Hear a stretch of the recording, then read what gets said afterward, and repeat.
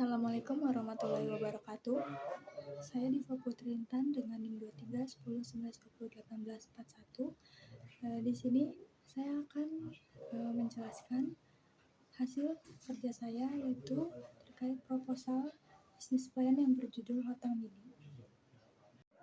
Masuk ke latar belakang, di era globalisasi saat ini, Indonesia mengalami perkembangan pesat di bidang makanan.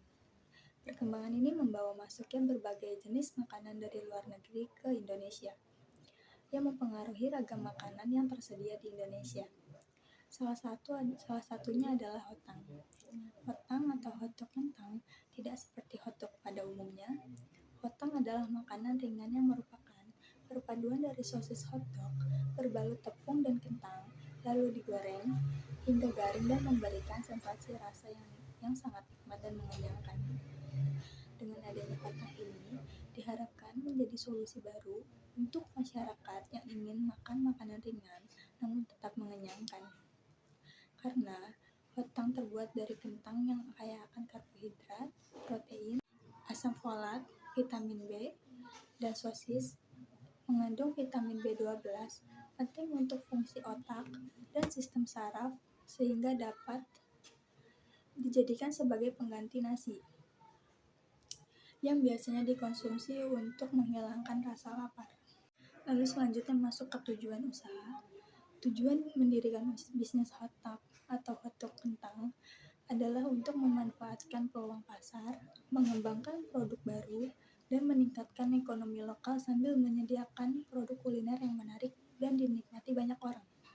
Secara umum, tujuan didirikannya usaha hotang ini adalah untuk memperoleh penghasilan dan membuka peluang bisnis serta keuntungan finansial.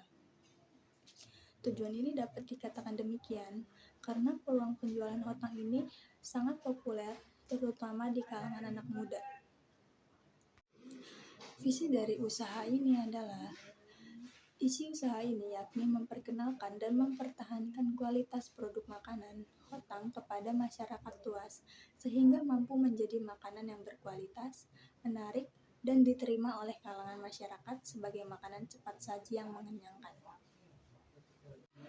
Lalu ada misinya, yaitu yang pertama, untuk membangun hubungan yang baik antara penjual dan pembeli. Yang kedua itu mengutamakan kualitas dalam hal apapun yang dilakukan termasuk pelayanan dan yang disajikan, yaitu makanan. Yang ketiga itu ada dari bahan berkualitas segar dan halal. Yang terakhir, yang keempat itu ada menumbuhkan keterampilan dan pengetahuan penjual. Lalu selanjutnya ini ada spesifikasi produk. Tekstur dan bentuk rasa itu memiliki tekstur yang renyah, gurih, tidak keras, dan menggugah selera serta bentuk yang lonjong kecil. Yang kedua itu ada packagingnya, menggunakan plastik emboss untuk vakum sealer. Lalu ada harga produk. Untuk harga produknya ini itu dengan harga 10.000 itu bisa mendapatkan 2 pieces hotang mini. Lalu selanjutnya untuk sistem ordernya itu kita menggunakan sistem pre-order.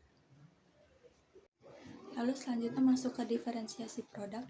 Yang pertama itu ada hotang mini yang menyediakan berbentuk frozen food sehingga menjadi perbedaan dengan pesaing lain.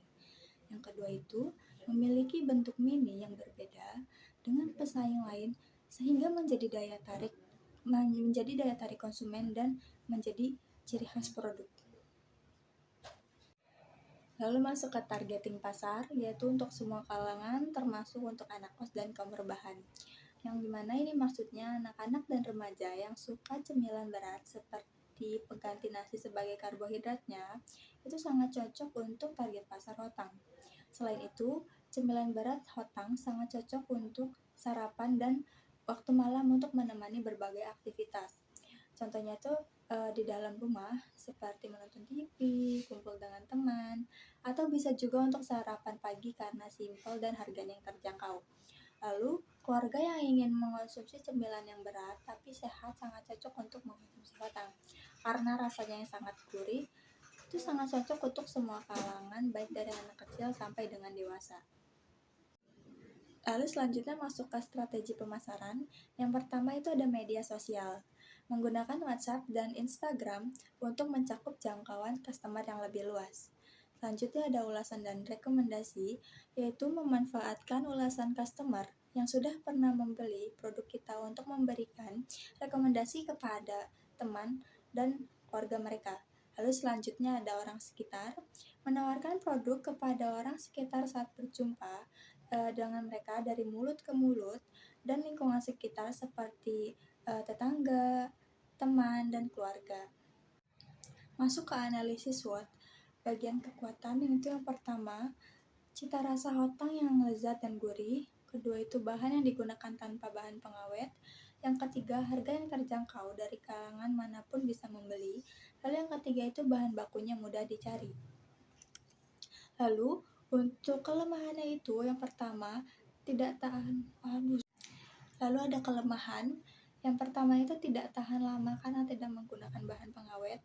Yang kedua itu susah mencari bahan baku yang murah. Yang ketiga itu terdapat produk yang serupa dengan pesaing lain. Lalu peluangnya itu yang pertama ada sosis yang mulai banyak dikenal masyarakat.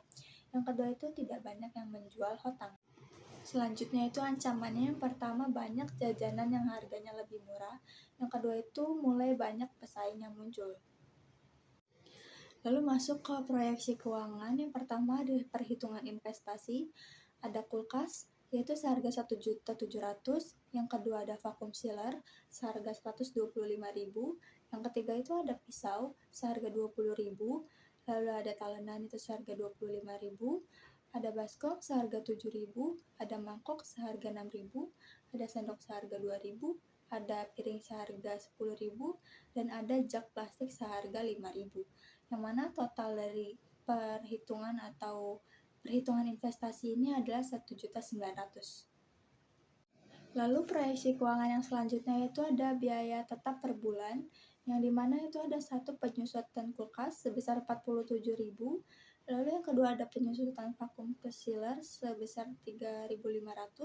Lalu ada penyusutan pisau sebesar 556 perak, penyusutan talenan sebesar 694 perak, penyusutan baskom sebesar 195 perak, penyusutan mangkuk sebesar 167 perak, lalu penyusutan sendok sebesar 56 perak, penyusutan piring sebesar 278 perak, lalu penyusutan jug plastik sebesar 139.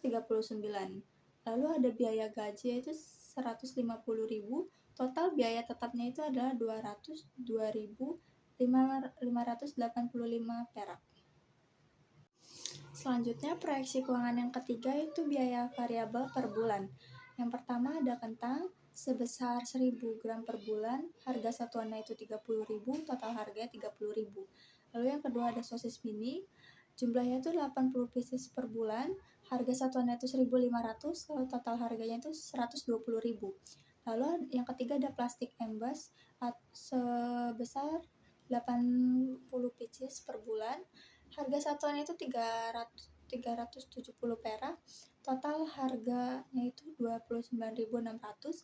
Lalu yang keempat itu ada tepung terigu, jumlahnya itu 600 gram per bulan, harga satuannya itu 7.000, total harganya itu 7.000. Lalu selanjutnya ada air, jumlahnya itu 500 gram per bulan, harga satuannya 4.000, total harganya 4.000. Lalu yang keenam itu ada gula, jumlahnya itu 4 sendok teh per bulan, harga satuannya itu 2.000, total harganya 3.000. Lalu yang ketujuh itu ada ragi, jumlahnya itu 2 sendok teh per bulan, lalu harga satuannya itu 1.000, total harganya itu 2.000. Lalu total dari biaya variabel per bulan itu adalah 196.600. Lalu proyeksi keuangannya itu yang keempat ada biaya operasional, yaitu yang pertama ada total biaya tetap sebesar 202.585 perak, lalu ada biaya total variabel yaitu sebesar 196.600 perak, yang dimana total biaya operasional itu sebesar 399.185 perak. Lalu masuk ke proyeksi laba rugi, pendapatan per bulan penjualan hotang mini ini sebesar 80 pieces dikali 10.000 sama dengan 800.000. Lalu keuntungan per bulan atau labanya itu sama dengan total pendapatan dikurangi total biaya operasional. yaitu sebesar 800.000 dikurangi 399.185 perak, di mana totalnya adalah 400.815 perak. Proyeksi laba rugi pendapatan per tahun penjualan produk sebesar 80 pieces dikali 12 bulan dikali 10.000, yaitu 960 dikali 10.000, totalnya adalah 9.600.000. Lalu keuntungan per tahun, laba sama dengan total pendapatan dikurangi total biaya operasional, sama dengan 9.600.000 dikurangi 4.790.220 perak, sama dengan 4.809.780 perak. Lalu BEP produksi Hotang Mini sama dengan biaya produksi dibagi harga jual, yang dimana 196.600 perak dibagi 10.000 sama dengan 20. Jadi penjualan produk akan mencapai titik impas pada saat produksi 20 porsi. Lalu masuk ke perhitungan net present value, yaitu yang pertama, tahun 2024 proyeksi pelanggan sebesar 960, rata-rata pendapatan per transaksi sebesar 10.000, arus kas masuk pendapatan sebesar 9.600. Lalu yang kedua, tahun 2025 proyeksi pelanggan sebesar 1.056, rata-rata pendapatan 10.000, arus kas masuk pendapatan sebesar 10.560.000. Lalu yang ketiga ada 2026, proyeksi pelanggan sebesar 1.162, rata-rata pendapatan per transaksi sebesar 10.000, arus kas masuk pendapatan sebesar 11.620.000. Lalu yang keempat itu ada tahun 2027, proyeksi pelanggan sebesar 1.279, rata-rata pendapatan itu 10.000, arus kas masuk pendapatan itu sebesar 12.790.000. Yang terakhir itu ada tahun 2028, proyeksi pelanggan itu sebesar 1.407, rata-rata pendapatan per transaksi itu 10.000, arus kas masuk pendapatan itu sebesar 14.070.000. Lalu berikut adalah lampiran foto produk Hotang Mini. Sekian pemaparan dari saya, kurang lebihnya mohon maaf. Wassalamualaikum warahmatullahi wabarakatuh.